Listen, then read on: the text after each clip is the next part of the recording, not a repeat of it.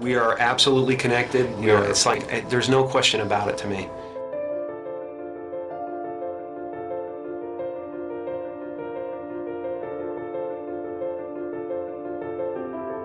There's no separation. That's been physically proven by science.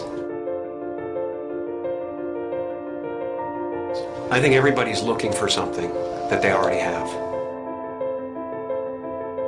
I think the reason that we don't notice it is because we are so distracted by the human levels of our experience. Because you might not actually be what you think you are. The fact that we're already enlightened, we're already complete, and it's just realizing that you're complete.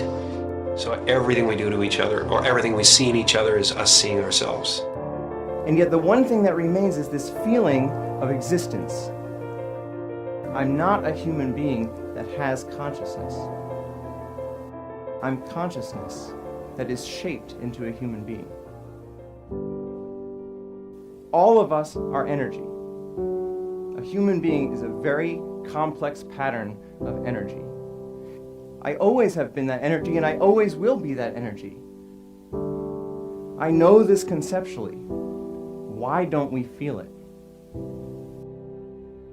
And just like an ocean is water in motion, we can call a certain part of that ocean a wave, but it gives us the illusion that the wave is a separate entity in the ocean. But a wave is not in the ocean, a wave is the ocean. And similarly, we might not be waves. Maybe we're the ocean. Maybe all of us are energy, and we can realize that directly. All suffering is based on the illusory separation that there's an individual in the environment, that there's a person that has to survive, that this specific collection of 1,000 trillion atoms has to hold itself together. But if I realize directly that I am energy, and I realize that the body and the mind are a temporary manifestation of that energy, then I can fully accept the death of the body and mind as something that does not happen to me, because I was always energy and I always will be.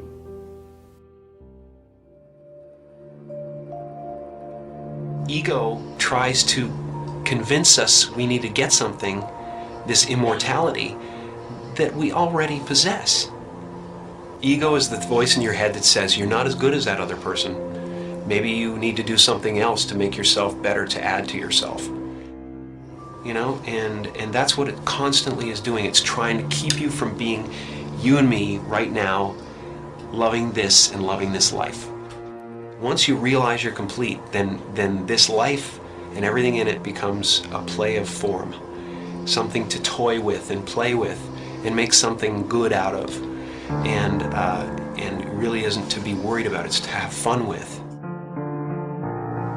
You know, everyone is looking for God. And everyone is God, and that everyone is it. It's just now, what do you want to do? And once you realize that, then there's nothing you need. It's just play. You know, nothing you do is going to add anything to you. Right. And nothing you do is going to take anything away from you. So there really is nothing to do except play. And so the only moment that mattered to us was right now. I think this experience is so important and powerful that every religious tradition at its core has been trying to convince us of its importance. And if it's true, if the true end of all human psychological suffering is actually possible, it is the most important thing science could be studying. Maybe it's possible that within our lifetimes we could actually eradicate human suffering.